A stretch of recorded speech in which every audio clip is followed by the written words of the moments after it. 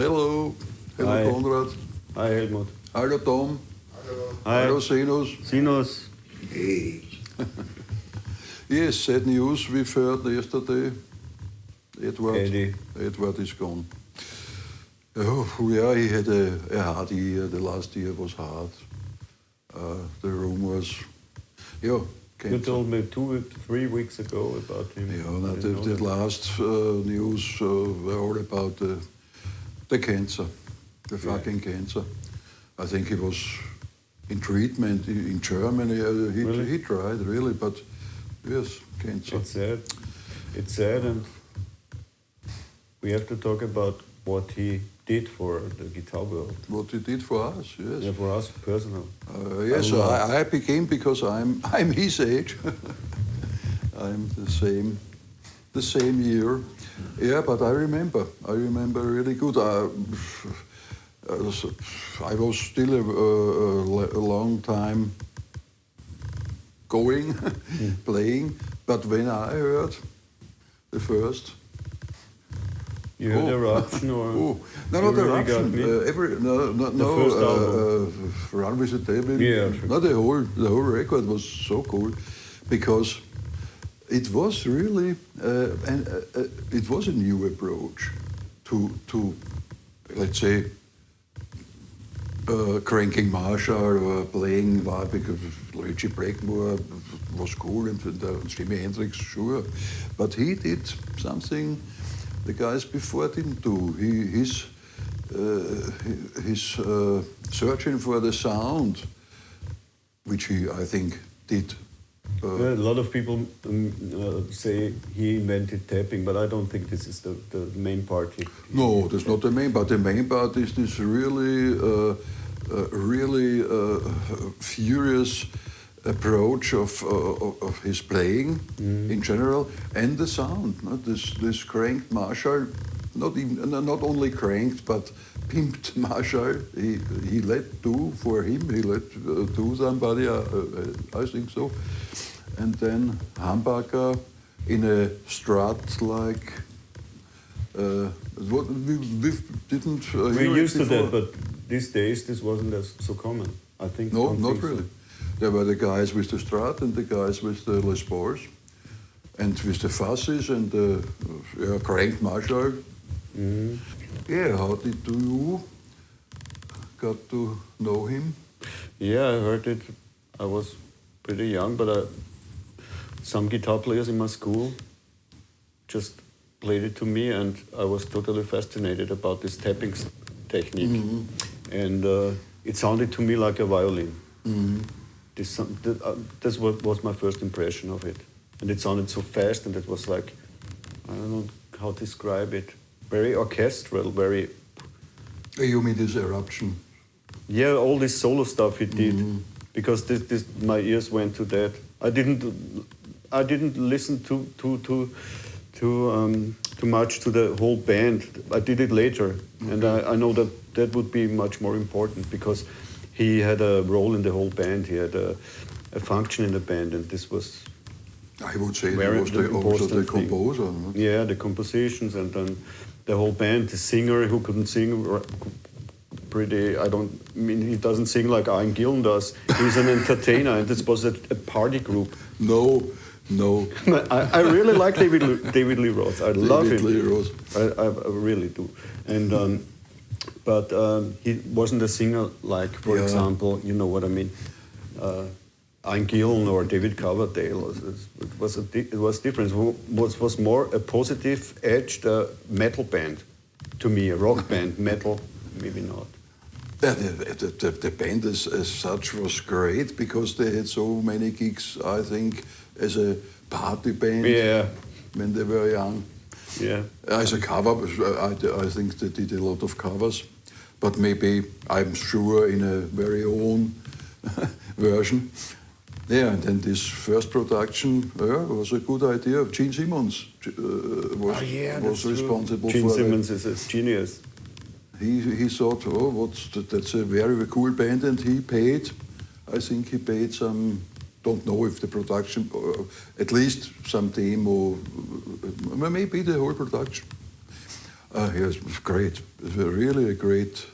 And after this, it was there, and the guitar world changed drastically. Because I never played a song, and it doesn't fit to every kind of music, sure. But this furious and brave. So now it's the guitar solo. Let's do something really special. That was the thing he did more than it was before, I think. And there was so much fun in his eyes when I saw him on videos. I never seen the band live, but on videos, on concert videos. Yeah, it was always very, very, very optimistic and good party groove. And okay, I admit I love the blues also.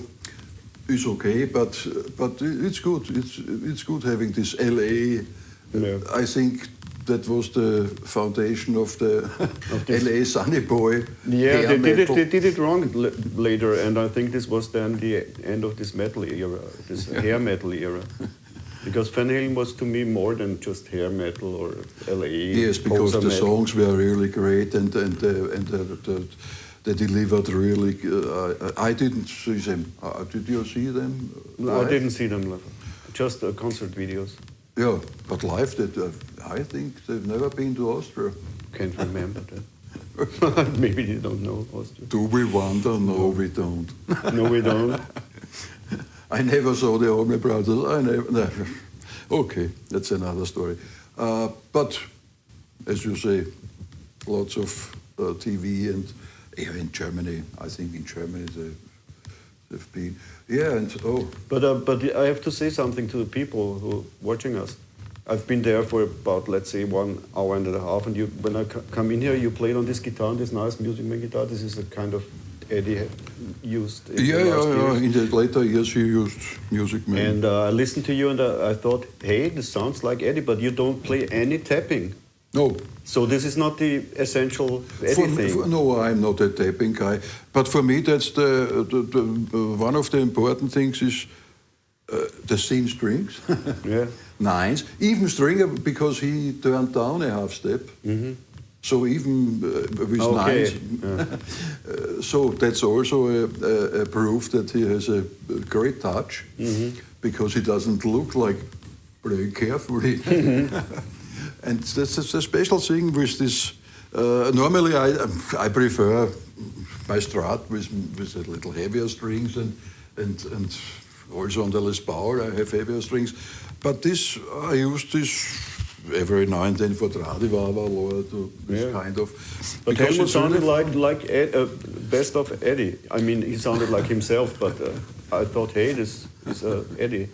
I hear a little bit Eddie out of him. And this is the reason why we're talking about that, because there's a lot of Eddies in each of us. Yeah.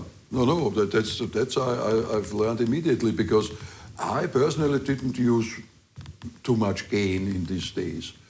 When before I heard it. No, that's the most important thing. Be authentic.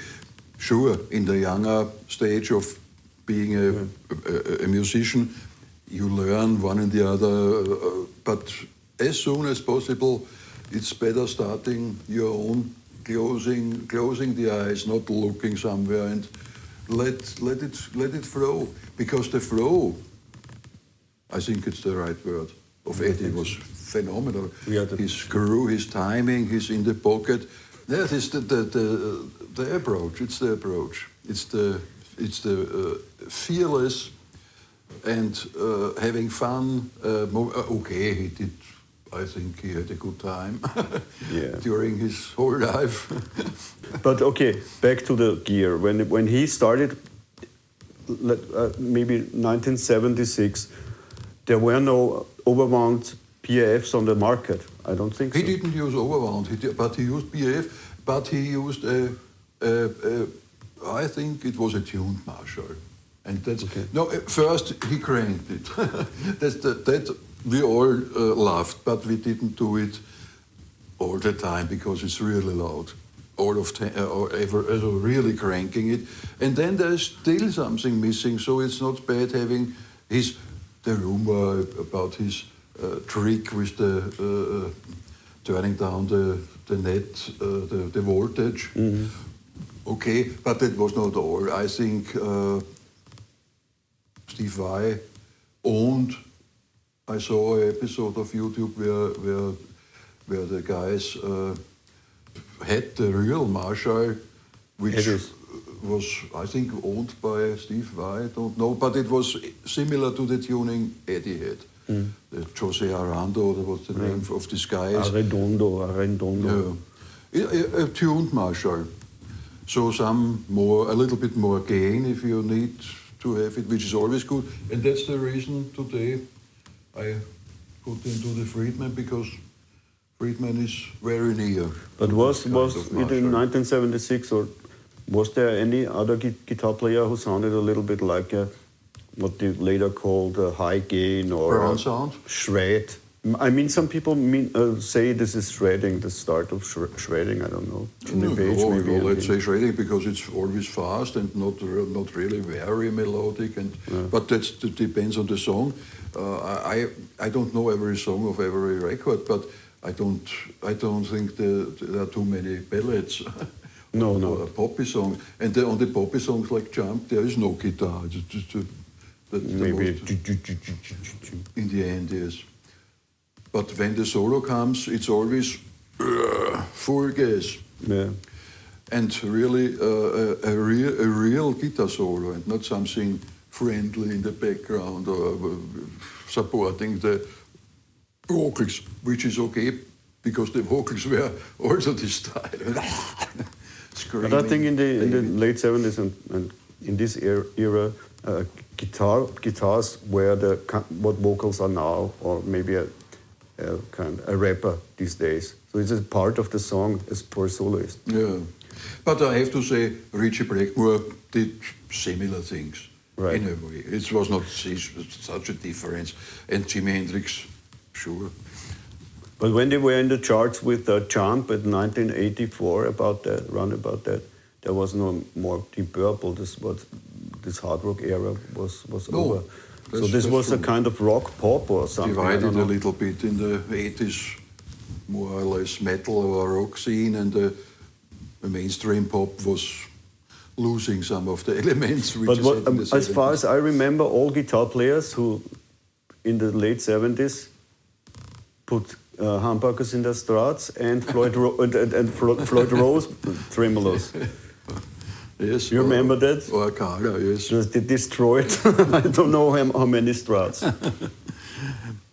Yeah, it's a cool effect anyway. But Jeff Beck did it also with a normal tremolo, but yeah, they were right. These dive bombs effects and these harmonics and everything. This was pretty new then. Which is okay, everything is okay. Expressive guitar playing is cool. So what did it change in your mind since Eddie appears on the scene? Not too much, because in your playing, I was in a way on my style, but maybe for some overdubs in a maybe not so heavy bands, because I didn't play so heavy bands.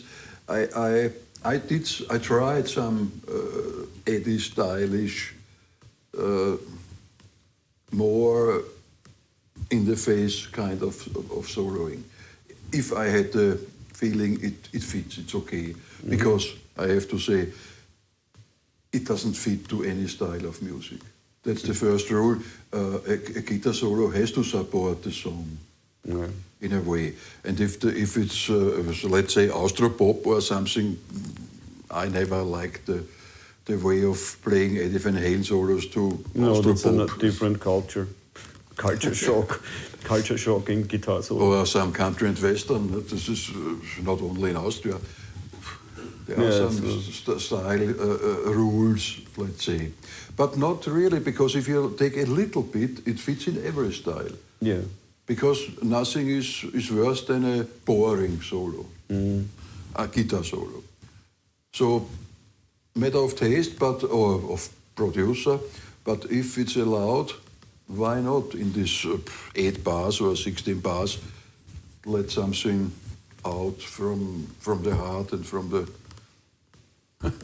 What pickups do you have in your Music Man? It does a medium, I think, guitar tones on the Marzia, so not too strong. This is not a distortion. No, Super distortion. No. And the Edit also had a PAF. Yeah. Yeah, it sounds because there's never a nose. Not too much output, like about 8. No. Well, maybe 8 is PAF. Yeah. No, that's okay. 8 Not is higher, PAF. like. Maybe a little bit, but not really. Not this kind of mid-range, nosy sounding, because that's the danger. If you stack too many gain stages and then you have two strong pickups, it goes down in the mid-range, and I would describe it as nosy. No.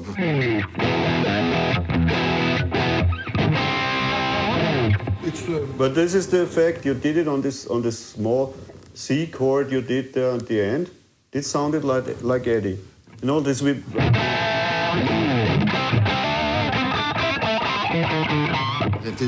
Yeah, this is the ambition behind it. Yeah.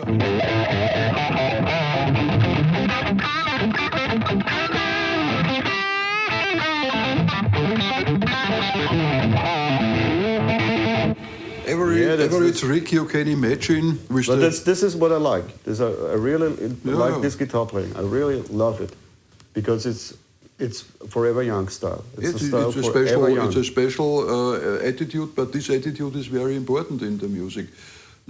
Hey, let's go. Yeah. It's a little bit, you can say, it's the good feeling in the rock and roll. Sex, drugs, and rock and roll. Yeah, that's it. So there were many girls in the audience at Van Halen shows. Yeah, there was fun. this nice-looking singer. I forget his name. David, and the bass player, and Eddie. There were a lot of Yeah, they were a very handsome band. Yeah. Anyway. No, we don't want to miss it. It was, we never forget it. Nobody ever will forget Eddie Van Halen. It's in our DNA, we have to say. It's like Jimi Hendrix, as many people compare. There are really lots of, I love all of the old guys. But some of them invent something. You can really say invent or let's say there's a little step. Yeah. Evolution. Yeah, evolution. A step of evolution, which is in our DNA as guitar players worldwide. And what comes out of this? Nowadays we have so many great guitar players. Everybody. But in each of these, in each one, there's a little Eddie inside. Yeah. So Eddie lives forever in guitar playing. I think so. Sure. So guitar playing will survive any crisis, and Eddie will live forever, as Jimmy does, and yeah. And let's talk a little bit gear about because what do we have here? I have it. It's so to say instant. On a Friedman amp, it's instant sound. Instant sound. It's a cable into the Friedman. I don't miss. If I would use the Strat, I would have a boost. But if I have this strong guitar,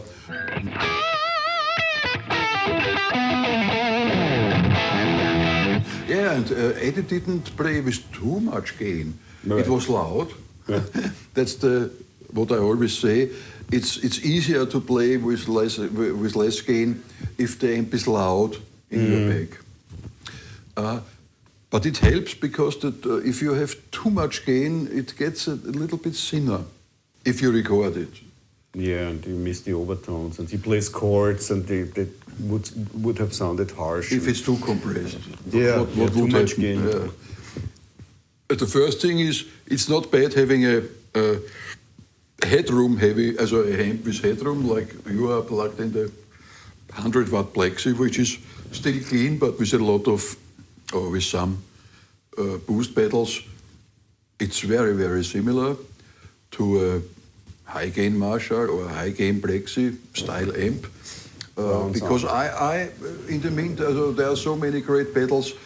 I'm not the guy who says, no, it's only working with a built-in pre-stage. It's not really. No, I would say there is some advantage with not tube distortion in the first stages. Because in no of these pedals has a tube inside, but in the amp it would be one more tube in the first stage, yeah. preamp tube and finally. Which is sure, if it's well made, it's sure and if great. it offers a lot of headroom, if it's like a, I don't know. And it can cheap get amp. noisy, but with these great pedals, like what do we have? We have lots of pedals here, but let's say the main gain pedal is today. Sinus brought his. It's not a blues breaker, it's the Shredmaster. Shredmaster, this would be a nice pedal for a delay. Okay. No, it's also not bad. Never heard it before. It's okay. When did you build this Shredmaster? All in the 90s, I think. Okay. I think the first was the Governor. Don't know exactly, but it was all beginning of the 90s.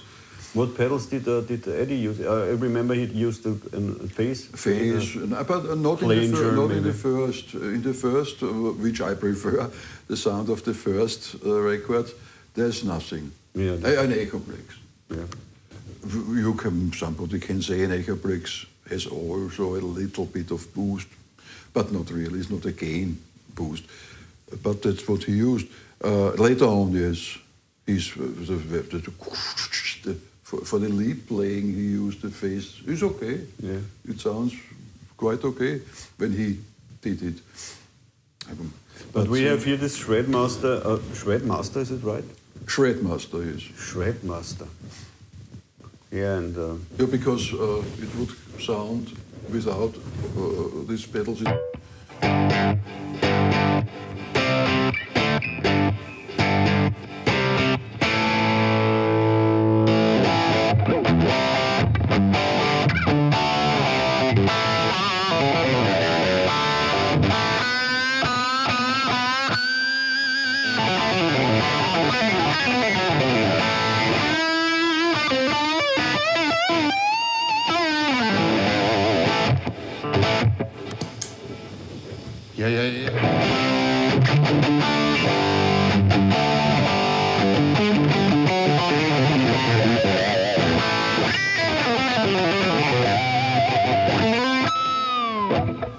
Not to forget, I'm sure, or not I'm sure, but people keep saying, also Eddie used the solo dials. No, not the solo dials, but the Vega, Schafer Vega wireless, which is this kind of boost. Mm-hmm. They all used it because there was no other brand on the market. I have to get this one. It's really a very cool pedal because immediately when I engaged the solo dials, I turned a little bit back again here. It became bigger. Open. And open. Because this has so nice highs. To me, it sounds like excitement.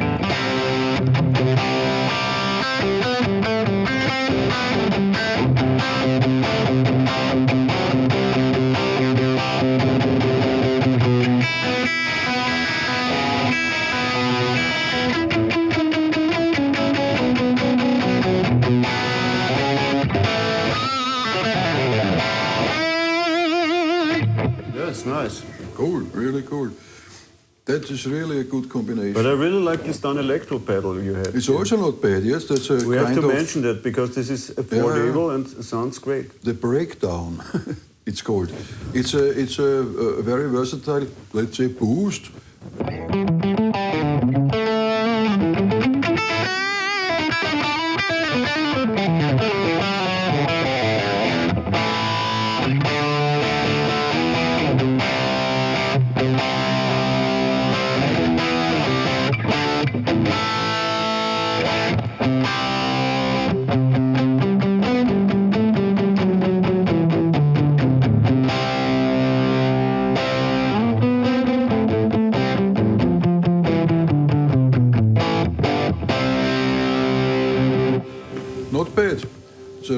versatile. I think there are 6 steps, and on the first step it's only a little bit of a treble boost, and then it begins to get more again, but not too much, because without the Breakmaster it would.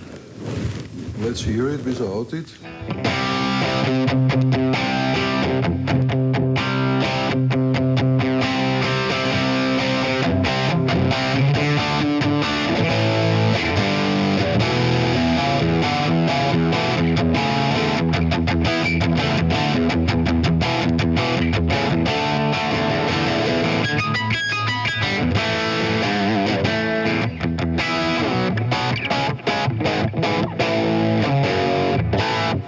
No, it's not bad. Very versatile. As a pre-boost. Yeah. I would see it more than as a pre-boost. And it's affordable. Mm-hmm. This new. And they are also good looking because they are relic. Yeah. Relic style a pedals. Little aged. So maybe what Sinus told me, they put it into the coffee can.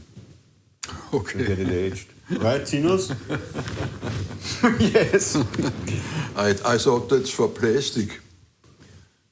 That's the way you age plastic parts. This is not plastic. No. This is wood. That's metal. That's a pedal. This is true metal. Yeah, metal.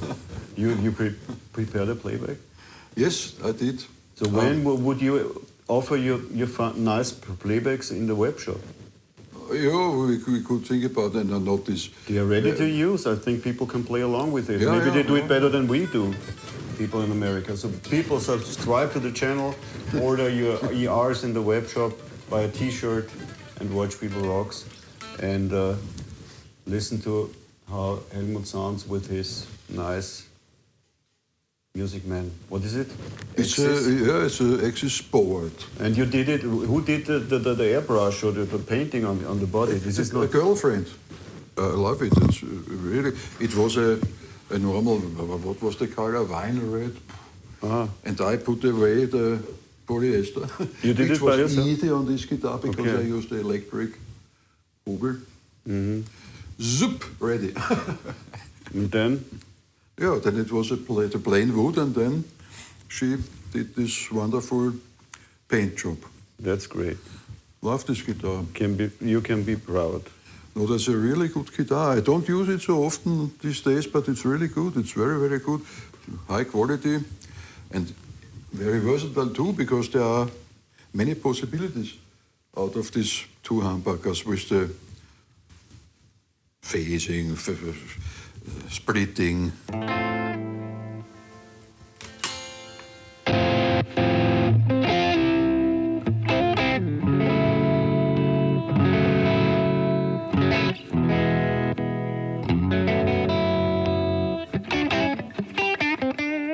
Little bit stretchy.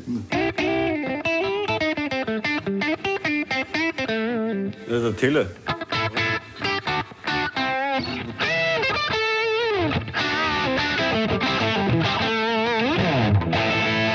Yeah, but mostly I stay on the bridge pickup because that's the sound.